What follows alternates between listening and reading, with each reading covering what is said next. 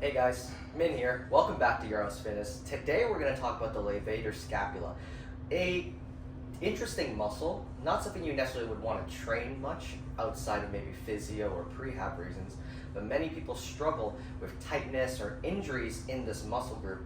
Levator Scapula is really kind of in its name of what it does and where it's found.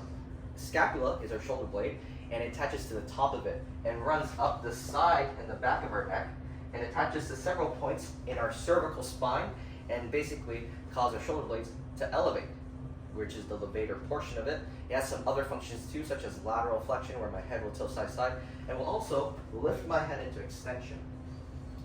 Levator scapula has a lot of issues I find within my clients or people with really poor posture, particularly in the upper body and the head region.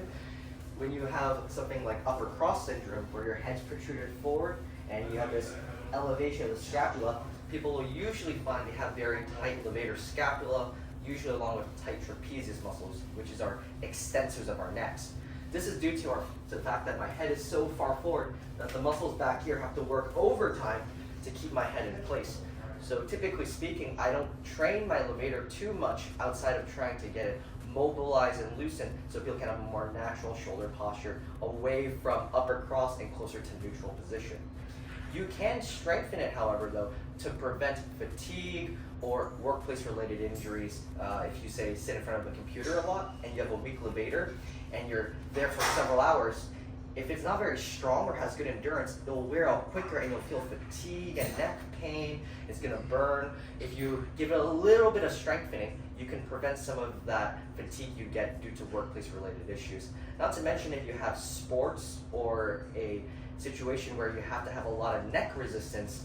We see this a lot in football athletes, rugby's, combat sports athletes, where whiplash of the head can cause serious issue and may take you out of competition. Strengthening the levator scapula is really important in that case. Oddly enough, if you look up Formula One drivers or some car racers, due to that insane amount of torque on their neck when they're doing those turns, they'll also strengthen your neck to prevent any issues there.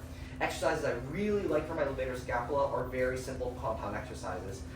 Deadlifts and hinges will cause isometric tension on the trapezius and the levator scapula as long as you maintain a neutral head position. You can do other exercises such as shrugs as well. Overhead raises such as I raises and Y raises will also strengthen your trapezius. Additionally, you can do isometric neck strengthening exercises. You just take a band, put it across your head and give yourself a little pull and you just try to resist and maintain that neutral head position. A couple of tricks I like to give people is not overdoing it. Less is better in this case. Most people don't have a very strong levator scapula, so I will slowly introduce in neck resistance training over time. We're trying to make sure we strengthen it, not overdo it and get hurt. Thank you so much for joining me.